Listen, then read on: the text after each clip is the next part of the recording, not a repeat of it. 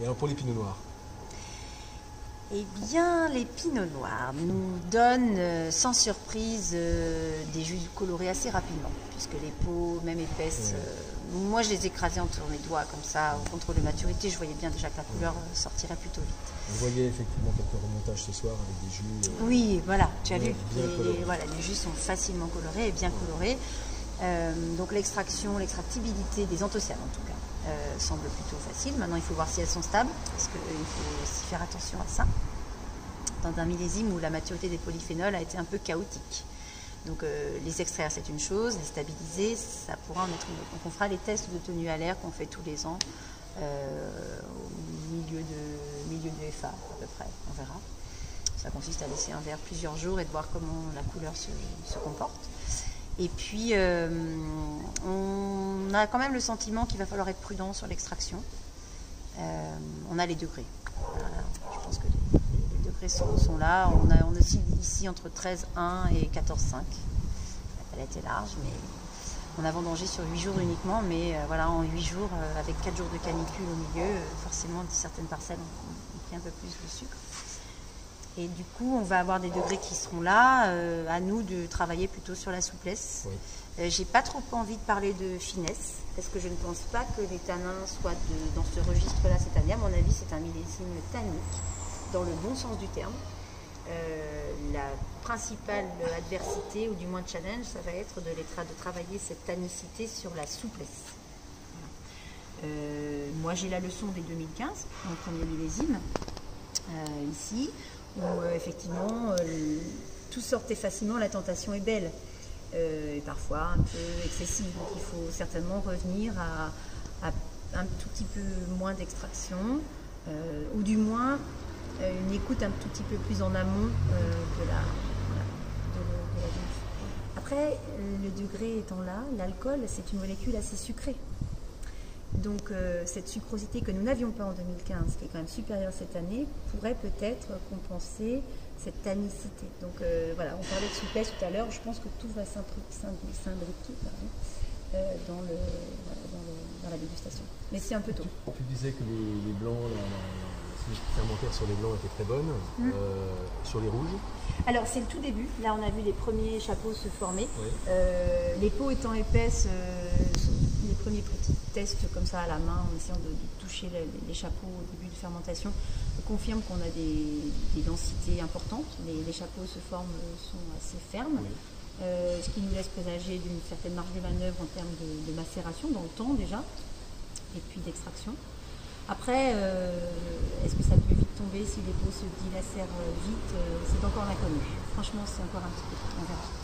Ces dernières années, l'année dernière particulièrement, 2017, je ne me souviens plus très bien, mais tu avais commencé à mener pas mal de tests de vinif sans sulfite. C'est ça. Tu en es où là? Donc, puisque c'est le moment de la Coupe du Monde de rugby, on peut parler d'essais transformés. Donc l'essai est transformé. On a mené pas mal de cuves comme ça cette année. Donc j'accueille de nouveau une stagiaire du diplôme national d'œnologie de l'université de Dijon, qui travaille encore sur le sujet, sur plein d'aspects microbio purs, oui. Et puis dégustation. Donc l'évaluation sensorielle va s'impliquer là-dedans. Par contre, indépendamment du côté scientifique pur et dur, nous on a quand même fait le constat gustativement sur le bienfait de la méthode. Alors, elle n'est pas interventionniste, hein. Il faut quand même aussi dire que si on bioprotège, on met une première souche de levure, ce qui induit qu'on en mette une deuxième. Donc, les idées communes disant que la conscience collective pensant qu'on n'intervient pas sur les vins quand on ne met pas de soufre, il y a en tout cas un process, il existe un process qui certes permet de réduire l'intrant le soufre en lui-même, mais qui en amène à d'autres, notamment des levures. Mais bon, tout le monde boit une petite bière et mange du pain, non? Donc voilà, donc on a mené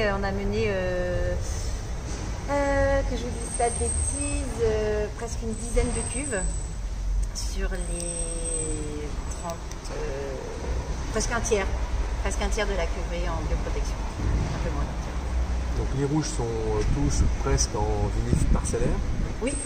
Vinif parcellaire pour les rouges. Ce qui signifie qu'après assemblage, il est envisageable d'avoir une cuve vinifiée sans soufre qui viendra s'assembler avec une cuve qui, elle, a été vinifiée. Oui, tout à fait. C'est vrai que vous autres dégustateurs et acheteurs n'auront peut-être pas la possibilité de mesurer intrinsèquement une cuvée 100% sans soufre, bien que nous nous soyons amusés sur quelques grands crus. Donc c'était un peu le sens de ma question. Moi j'aimerais beaucoup pouvoir venir déguster du sans soufre. Mais il y en aura parce que quelques grands crus se prêtent au jeu. D'accord. Et ils sont monocuvés.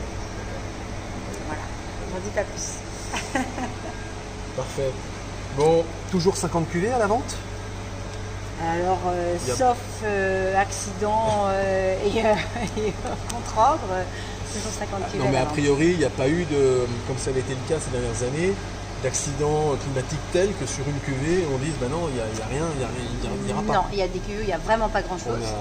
On a eu ça par le passé. On a eu ça par le passé, mais même en 2016, par exemple, nous n'avions pas fait de cuvée Savigny Arthur Girard, par exemple. Exact.